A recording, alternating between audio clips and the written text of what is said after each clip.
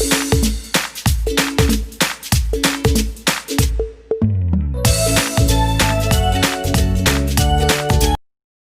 everyone, you are watching Vigyan View. Please guys subscribe to my channel and hit bell icon for more videos. इस video में हम लोग biological classification के कुछ topic को cover करने वाले हैं, लेकिन इसको स्टार्ट करने से पहले हम लोग ये जान लेते हैं कि ये चैप्टर हमारे लिए कितना इम्पोर्टेंट है।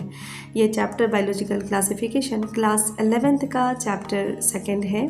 ये सिर्फ क्लास 11th के लिए ही नहीं बल्कि नीट के पॉइंट ऑफ व्यू से भी बहुत इम्पॉर्टेंट है, क्योंकि अगर लास्ट 10 ईयर के क्वेश्चंस को देखा जाए तो नीट में करीब 63 क्वेश्चन इस चैप्टर से पूछे जा चुके हैं।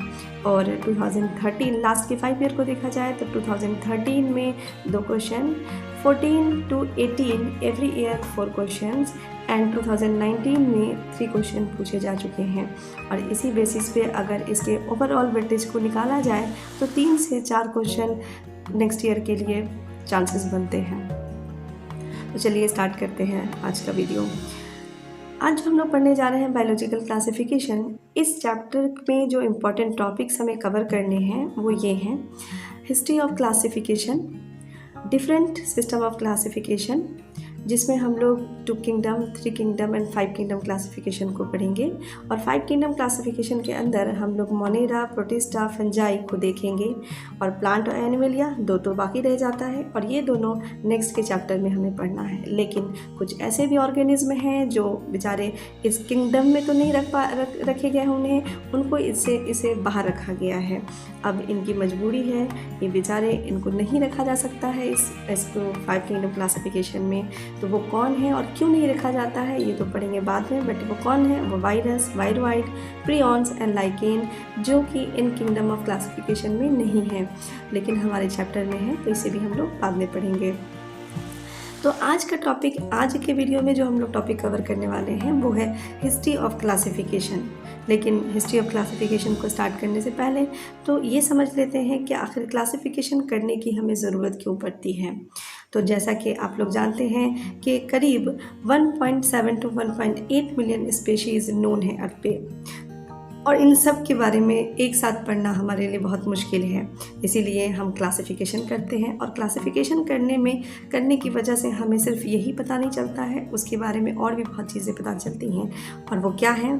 तो it gives information of life forms. ये कई तरह के लाइफ फॉर्म्स की भी इंफॉर्मेशन देता है। It makes the study of various organism easy and time saving. जैसा कि हम लोगों ने भी कहा कि इतने सारे स्पीशीज़ नोन हैं, इन सबको पढ़ना आसान नहीं है, तो इनको हम लोग अपने टाइम को सेव करते हुए और इजीली किस तरह से पढ़ें ये हमें क्लासिफिकेशन करने के बाद पता चलता है। It reveals the inter relationship between different groups of organism. साथ ही ये अलग अलग ऑर्गेनिज्म के बीच में इंटर रिलेशनशिप को भी रिवील करता है। और उसके बाद it helps in understanding the evolution of organism. और ये ऑर्गेनिज्म का इवोल्यूशन कहाँ से हुआ है, उनके पूर्वज कौन है, एंसेस्टर कौन है, ये सभी को क्लासिफिकेशन के पढ़ने के बाद ही पता चलता है हमें। तो अब ये जानने के बाद कि क्लासिफिकेशन क्या है, हम लोग देखेंगे कि बायोलॉजिकल क्लासिफिकेशन क्या है। तो biological classification, it is the process of identification. ये क्या है? ये एक तरह का प्रोसेस है जिससे हम लोग क्या करते हैं? आइडेंटिफिकेशन करते हैं किसका? Of differences among organisms. जो ऑर्गेनिज्म के अंदर अलग बहुत सारे डिफरेंसेस हैं, जैसे हम देखते हैं इंसान अलग होता है, कुत्ते बिल्ली अलग होते हैं, पेड़ पौधा अलग होता है। ये सभी लिविंग ऑर्गेनिज्म हैं सारे लिविंग, बट इन सब का हैबिटेट अलग है, मॉर्फोलॉजी अलग है, साइटोलॉजी अलग है, उनके सेल्स एक जैसे नहीं बने हुए हैं। जैसे प्लांट सेल और एनिमल सेल को ही देख लें तो इसमें बहुत सारा डिफरेंसेस है। उसके बाद हम लोग एनिमल में भी देखते हैं कि बहुत सारे एनिमल्स हैं, उनके सेल में भी बहुत सारे डिफरेंसेस होते हैं। किसी में आरबीसी होता है, किसी में आरबीसी नहीं होता है। और ये सारी चीज़ों को जब हम लोग इनके डिफरेंसेस को आइडेंटिफाई करते हैं और उन्हें एक ग्रुप बना करके उसमें रखते हैं, और वो ग्रुप कैसा होता है? तो वो रिफ्लेक्ट करता है मोस्ट सिग्निफिकेंट फीचर्स को और उनके रिलेशनशिप को। अगर हम किसी को एक ग्रुप में डालते हैं तो उस ग्रुप में रहने वाले के बीच में कैसा रिलेशन है, उनका फीचर कैसे कैसे हैं, और इन सभी को वो ग्रुप रिफ्लेक्ट करता है। और इसी को, चूँकि हम लोग सारे लिविंग ऑर्गेनिज्म का क्लासिफिकेशन कर रहे हैं, इसीलिए इसको हम लोग बायोलॉजिकल क्लासिफिकेशन क्लासिफिकेशन करते हैं। तो बायोलॉजिकल क्लासिफिकेशन क्या है?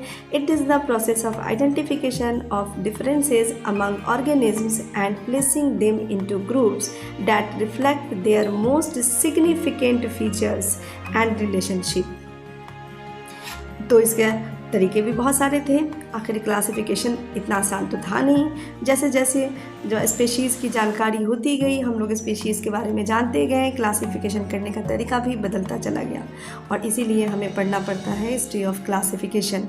हिस्ट्री ऑफ क्लासिफिकेशन जब हम लोग इसकी हिस्ट्री को देखते हैं तो जब से सिविलाइजेशन स्टार्ट हुआ तभी से बहुत सारे अटेम्प्ट भी शुरू हो गए क्लासिफाई करने के, क्योंकि सबको जानना इतना आसान नहीं था और इसीलिए इनका क्लासिफिकेशन तो करना ही था। तो कई सारे अटेम्प्ट भी किए गए इसके लिए, जिसमें मोस्ट ओल्डेस्ट अगर कहा जाए पुराना तो वो है प्रैक्टिकल क्लासिफिकेशन सिस्टम।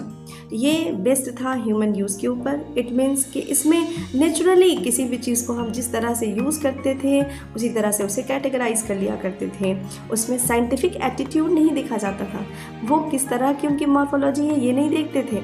वो कितने सेल के बने हैं, उनके सेल का नेचर क्या है, उनका जेनेटिक क्या है, उनका इवोल्यूशन कैसे हुआ, ये कुछ भी नहीं देखा जाता था, क्योंकि ये बहुत ही ओल्ड क्लासिफिकेशन सिस्टम है। तो इसमें हम लोग सिर्फ नेचुरली ही जो देखने में और यूज़ करने में काम आते थे, जो दिखते थे और यूज़ करने के काम आते थे, उसी यूज़ में उसको कैटेगराइज कर दिया जाता था।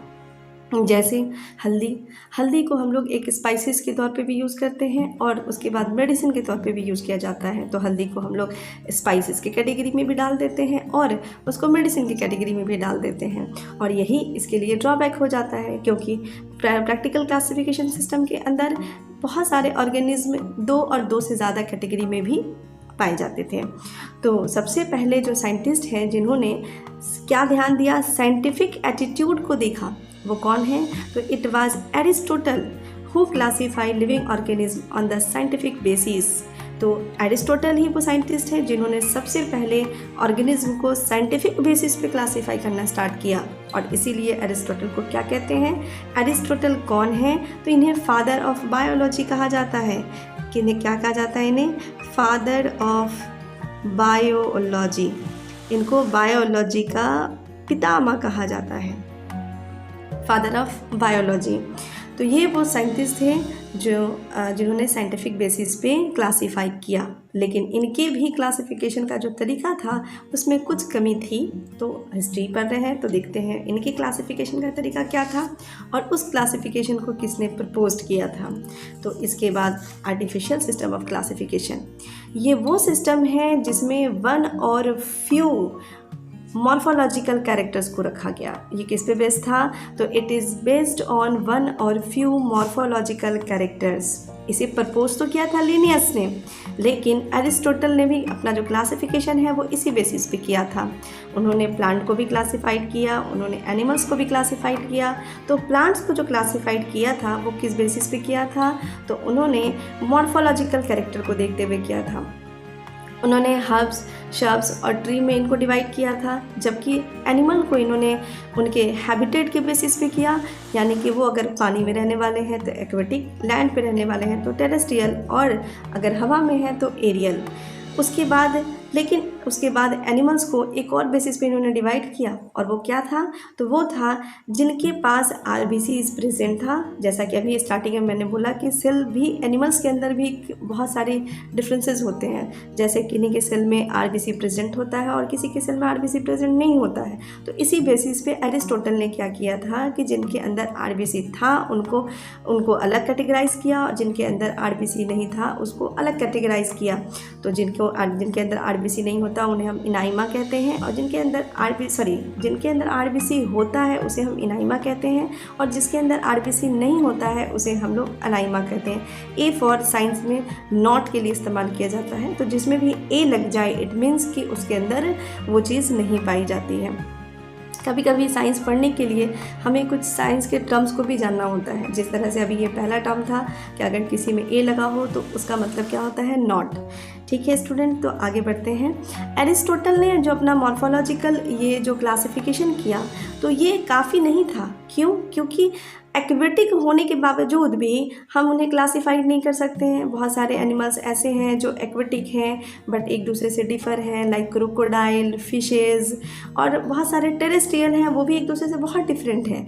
जैसे आप ह्यूमन की बात कर लें, डॉग्स हैं, कैट्स हैं, काऊ है, बहुत सारे ऑर्गेनिज्म आपको दिखाई देते हैं टेरेस्ट्रियल पे, जो टेरेस्ट्रियल हैं बट वो एक दूसरे से बिल्कुल ही डिफरेंट हैं। तो ये बेसिस तो हमारे लिए बिल्कुल भी काफ़ी नहीं था, लेकिन फिर भी आगे देखते हैं। लिनियस ने जब क्लासिफाइड किया उन्होंने, तो अरिस्टोटल ने एनिमल को किया और लिनियस ने मोस्टली प्लांट को किया। तो प्लांट्स को जब इन्होंने क्लासिफाइड किया तो ये number and arrangement of stamen के बेसिस पे क्लासिफाइड किया। He classified plants on the basis of number and arrangement of stamen। और साथ ही साथ इन्होंने क्या किया कि इन्होंने इक्वल वेटेज दिया, किसको किसको, वेजिटेटिव एंड सेक्सुअल कैरेक्टरिस्टिक्स को, इन दोनों को इन्होंने इक्वल वेटेज दिया। जबकि हम जानते हैं कि जो वेजिटेटिव कैरेक्टरिस्टिक्स होता है वो इजीली इन्वायरमेंट के द्वारा उस इफेक्ट हो सकता है, उस पर चेंज हो सकता है वो, तो हम उनको एक साथ कैटेगराइज कैसे कर सकते हैं। तो ये तो यही इनके लिए डिमेरिट भी हुआ। डिमेरिट कैसे हो गया इस क्लासिफिकेशन का कि इसमें बस कुछ कैरेक्टर को देखा गया, ऑर्गेनिज्म को, ग्रुप को कंसीडर किया गया। उसमें जब ग्रुप्स बनाए गए जब ऑर्गेनिज्म के, तो उसमें बस कुछ ही कैरेक्टर को कंसीडर किया गया और इसी वजह से उनके अंदर बहुत सारे डिफरेंसेस होते थे, तो उनको पढ़ना, उनको याद रखना बहुत ही मुश्किल हो जाता था। और साथ ही साथ मोस्टली एरिस्टोटल ने कीन रिलेशनशिप को कम्प्लीटली इग्नोर किया। उनके जो आपस के संबंध थे, आपसी पारिवारिक संबंध जिसे कहा जाता है, वो पारिवारिक संबंध को उन्होंने बिल्कुल भी इग्नोर कर दिया। तो इस सिस्टम के बाद जो अगला सिस्टम आता है वो है नेचुरल सिस्टम ऑफ क्लासिफिकेशन। ये सिस्टम बेस्ड है पूरी तरह से नेचुरल एफिनिटीज़ को। जैसा कि आर्टिफिशियल में हमने देखा कि साइंटिस्टों ने उसमें सिर्फ मॉर्फोलॉजिकल कैरेक्टर को ध्यान में रखा था, but natural system of classification में नेचुरल एफिनिटीज़ को भी ध्यान में रखा गया और साथ ही साथ उनके external as well as internal features को भी ध्यान में रखा गया। जैसे उनके एक्सटर्नल मॉर्फोलॉजी को भी देखा गया, इंटरनल एनाटॉमी, एम्ब्रियोलॉजी, फाइटोकेमिस्ट्री, ये सभी इंटरनली देखा गया इनको। और एक तरह से कहा जाए तो इन्होंने ऑर्गेनिज्म के ऊपर डीप स्टडी करी। जो आर्टिफिशियल सिस्टम था वो सिर्फ हम अगर फील्ड में ऑब्जर्व करने की बात करें तो फील्ड में तो ऑब्जर्व किया जा सकता है उनसे, मॉर्फोलॉजी को देख करके कि ये प्लांट है, ये एनिमल्स हैं, लेकिन उनको अगर डीप स्टडी करना पड़े तो वो उनमें हम क्लासिफाइड नहीं कर सकते थे। लेकिन नेचुरल सिस्टम ऑफ क्लासिफिकेशन में क्या था कि ये नेचुरल एफिनिटीज़ को देखा गया, उनकी एनाटॉमी को भी देखा गया, एम्ब्रियोलॉजी को भी देखा गया और phytochemistry means phyto means plant और केमिस्ट्री यानी कि केमिकल जो प्लांट्स के अंदर पाए जाते हैं। इस सिस्टम ऑफ क्लासिफिकेशन को प्रपोज किया था स्किम्पर ने 1879 में और इस तरह का जो system of classification flowering plants में देखा गया था वो किया था जॉर्ज बेंथम और जोसेफ डाल्टन हुकर साहब के द्वारा। तो ये जो सिस्टम ऑफ क्लासिफिकेशन है, हालांकि इसमें भी डिमेरिट्स हैं, लेकिन आज भी जब हम हर्बेरियम में जाते हैं तो उनमें जो क्लासिफाइड किया गया है वो नेचुरल सिस्टम ऑफ क्लासिफिकेशन के बेसिस पे ही क्लासिफाइड किया गया है। तो इसका डिमेरिट क्या है कि इन्होंने डीप स्टडी तो की बट उनके इवोल्यूशनरी हिस्ट्री को बिल्कुल इग्नोर कर दिया, उनकी इवोल्यूशनरी हिस्ट्री को नहीं देखा गया। उसके बाद अगला सिस्टम जो आया वो था फाइलोजेनेटिक सिस्टम ऑफ क्लासिफिकेशन। तो इसमें मॉर्फोलॉजी भी देखी गई, इसमें नेचुरल सिस्टम ऑफ क्लासिफिकेशन की तरह डीप स्टडी भी किया गया और साथ साथ ये बेस्ड था evolutionary relationship between the various organism. इनका इवोल्यूशनरी रिलेशन क्या है, ऑर्गेनिज्म जो बिलोंग करते थे सेम टेक्सॉन से, उनके कॉमन एंसेस्टर हुआ करते थे, जिनके कॉमन एंसेस्टर थे उनको सेम टेक्सॉन में डाल दिया जाता था।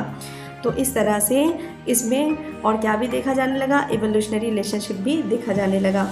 लेकिन इतना ही काफ़ी नहीं था, इसके बाद भी बहुत सारे कैरेक्टर्स थे जिनको देखना था, जैसे उनका जेनेटिक्स क्या है, यानी कि उनका उनका जेनेटिक क्या है, उनका रिप्रोडक्शन वो कैसे करते हैं, वो विविपेरस हैं, वो ओविपेरस हैं, वो मैमेलियन है, मेमरी ग्लैंड है, उसके अंदर बहुत सारे कैरेक्टर होते हैं जिन्हें हमें देखना होता है। तो उन कैरेक्टर जो हमारा आज का 5 किंगडम क्लासिफिकेशन है वो किस बेसिस पे क्लासिफाइड किया गया उनको, वो हम देखेंगे न्यू सिस्टमेटिक में, जो कि हम अगले वीडियो में देखेंगे। इस वीडियो में यहीं तक हम लोग पढ़ेंगे और चूँकि अब नेक्स्ट वीडियो में हम लोग आगे के टॉपिक्स को कवर करेंगे। लेकिन स्टूडेंट, इसको ख़त्म करने से पहले एक बात कहना चाहूँगी कि अगर आप लोग चाहते हैं कि मैं कोई टॉपिक को डील करूं और पढ़ाऊं आप लोगों को क्लास 11, 12 और 10th के किसी भी साइंस के टॉपिक को, तो आप प्लीज़ कमेंट बॉक्स में कमेंट करें और साथ ही सब्सक्राइब करें मेरे चैनल को भी और हिट करें बेल आइकन को, ताकि आप ज़्यादा से ज़्यादा वीडियोज़ मेरे देख पाएँ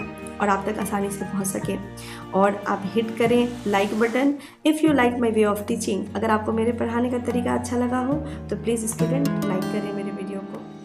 ओके, गुड डे।